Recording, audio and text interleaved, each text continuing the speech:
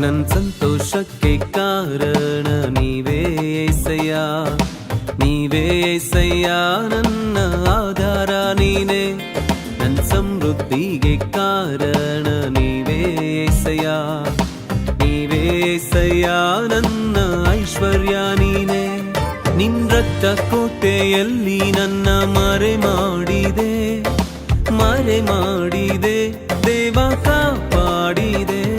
ನಿನ್ ಶಿಲುಬೆಯ ನೆರಳಲ್ಲೇ ಮರೆ ಮಾಡಿದೆ, ಮರೆ ಮಾಡಿದೆ ದೇವ, ಕಾಪಾಡಿದೆ. ದೇವರ ಅದ್ಭುತವಾದ ನಮಗೆ ಸ್ತೋತ್ರವಾಗಲಿ. ಈ ದಿನ ಮುಂಜಾನೆ ವೇಳೆಯಲ್ಲಿ ನಾವು ಈ ಒಂದು ಅನುದಿನದ ದೇವರ ವಾಕ್ಯದ ಮೂಲಕ ನಿಮ್ಮ ಸಂತೋಷದಲ್ಲಿ ನಾನು ಸಂತೋಷ ಪಡುತ್ತೇನೆ. ದೇವರು ಎಷ್ಟು ಕೃಪೆಯಿಂದ ನಮ್ಮನ್ನೆಲ್ಲರಿಗೂ ಆತನು ನಡೆಸ್ಕೊಂಡು ಬಂದಿದ್ದಾನೆ. ಆದರೆ ಈ ದಿನದ ದೇವರ ವಾಕ್ಯ ನಾವು ಓದಿಕೊಳ್ಳೋಣ. ಯೋಹಾನ ಬರೆಸುವ ವಾರ್ತೆ ಅದರ 17ನೇ ಅಧ್ಯಾಯ 20ನೇ ವಚನದಿಂದ 26ನೇ ವಚನದವರೆಗೂ. ಆದರೆ ಇವರಿಗೋಸ್ಕರ ಮಾತ್ರವಲ್ಲದೆ ಇವರ ವಾಕ್ಯದಿಂದ ನನಗೆ ನಂಬುವರಿಗೋಸ್ಕರ ಸಹ ಕೇಳಿಕೊಳ್ಳುತ್ತೇನೆ.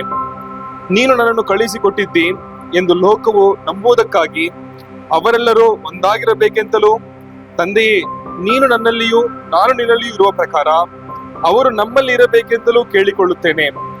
ನಾವು ಒಂದಾಗಿರುವ ಪ್ರಕಾರ ಅವರು ಒಂದಾಗಿರಬೇಕೆಂದು ನೀನು ನನಗೆ ಕೊಟ್ಟಿರುವ ಮಹಿಮೆಯನ್ನು ನಾನು ಅವರಿಗೆ ಕೊಟ್ಟಿದ್ದೇನೆ. ನಾನು ಅವರಲ್ಲಿಯೂ ನೀನು ನನ್ನಲ್ಲಿಯೂ ಇರಲಾಗಿ ಅವರ ಐಕ್ಯವು ಪೂರ್ಣ ಸಿದ್ಧಿಗೆ ಬರುವುದರಿಂದ ನೀನು ನನ್ನನ್ನು ಕಳಿಸಿಕೊಟ್ಟಿದ್ದಿ ಎಂದು ನೀನು ನನ್ನನ್ನು ಪ್ರೀತಿಸಿದಂತೆ ಅವರನ್ನೂ ಪ್ರೀತಿಸಿದ್ದಿ ಎಂದು ಲೋಕಕ್ಕೆ ತಿಳಿಯಬಹುದು. ತಂದೆಯೇ, ನೀನು ಯಾರನ್ನು ನನಗೆ ಕೊಟ್ಟಿಯೋ ಅವರು ನಾನಿರುವ ಸ್ಥಳದಲ್ಲಿ ನನ್ನ ಕೂಡ ಇದ್ದುಕೊಂಡು ಲೋಕವು ಹುಟ್ಟುವುದಕ್ಕಿಂತ ಮುಂಚೆಯೇ ನೀನು ನನ್ನನ್ನು ಪ್ರೀತಿಸಿ ನನಗೆ ಕೊಟ್ಟಿರುವ ಮಹಿಮೆಯನ್ನು ನೋಡಬೇಕೆಂದು ಇಚ್ಛಿಸುತ್ತೇನೆ. ನೀತಿ ಸ್ವರೂಪನಾದ ತಂದೆಯೇ, ಲೋಕವಂತೂ ನಿನ್ನನ್ನು ತಿಳಿಯಲಿಲ್ಲ, ಆದರೆ ನಾನು ನಿನ್ನನ್ನು ತಿಳಿಸಿದ್ದೇನೆ ಮತ್ತು ಇವರು ನೀನೇ ನನ್ನನ್ನು ಕಳಿಸಿಕೊಟ್ಟಿರುವಾಗಿ ತಿಳ್ಕೊಂಡಿದ್ದಾರೆ. ನಾನು ಅವರಿಗೆ ನಿನ್ನ ಹೆಸರನ್ನು ತಿಳಿಸಿದ್ದೇನೆ, ಇನ್ನೂ ತಿಳಿಸುವೆನು.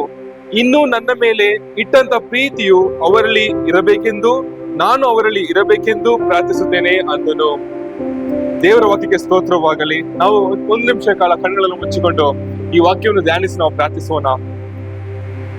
ಯೇಸು ಹೇಗೆ ತನ್ನ ತಂದೆಯ ರೀತಿ ಆತನು ಐಕ್ಯವಾಗಿದ್ದನೋ ಅದೇ ರೀತಿ ನಾವು ಸಹ ಅದರಲ್ಲಿ ಐಕ್ಯವಾಗಿರುವಂತೆ ಆತನು ದೇವರಲ್ಲಿ ಪ್ರಾರ್ಥಿಸುತ್ತಾನೆ. ನಾವು ನಮ್ಮ ಮನಸ್ಸುಗಳನ್ನು ಆತನಿಗೆ ಒಪ್ಪಿಸಿಕೊಡೋಣ. ನಮ್ಮ ಮನಸ್ಸುಗಳನ್ನು, ನಮ್ಮ ಆತ್ಮವನ್ನು ನಾವು ಆತನಲ್ಲಿ ಐಕ್ಯಗೊಳ್ಳುವಂತೆ ದೇವರು ಎಷ್ಟು ನಮ್ಮನ್ನು ಪ್ರೀತಿ ಮಾಡ್ತಾನೆ ಅಂತ ನಾವು ಯೋಹಾನ ಬರೆಸುವಂತೆ ಅದರ 3:16 ವಚನ ನೋಡ್ತೇವೆ. ದೇವರು ಲೋಕದ ಮೇಲೆ ಎಷ್ಟೋ ಪ್ರೀತಿ ನಾವು ಒಬ್ಬನೇ ಮಗನನ್ನು ಕೊಟ್ಟನು.